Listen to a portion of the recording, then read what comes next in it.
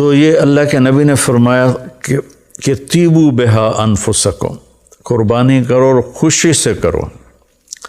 تو کچھ لوگ کہتے ہیں کہ اس کا کیا فائدہ، غریبوں کو دے دیا جائے۔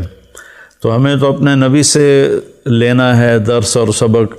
آپ کے زمانے میں تو بہت غربت تھی، تو 100 اونٹ کتنے ہزاروں درم کے بنتے ہوں گے، وہ آپ غریبوں میں بانٹ دیتے۔ تو یہ اس طرح تقابل نہیں کرنا چاہیے، یہ بہت بڑی نادانی کی بات ہے۔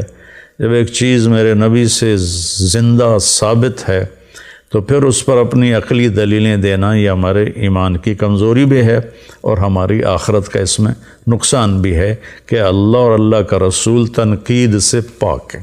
باقی مجھ پہ تنقید کریں، کسی اور پہ تنقید کریں، وہ جائز ہے۔ تو اور جو روح قربانی ہے وہ ہے اصل میں جب ہم جانور پہ چھری پھیرتے ہیں تو یہ ایک پہچان ہے کہ میں اپنے غلط جذبات پہ چھری پھیر رہا ہوں۔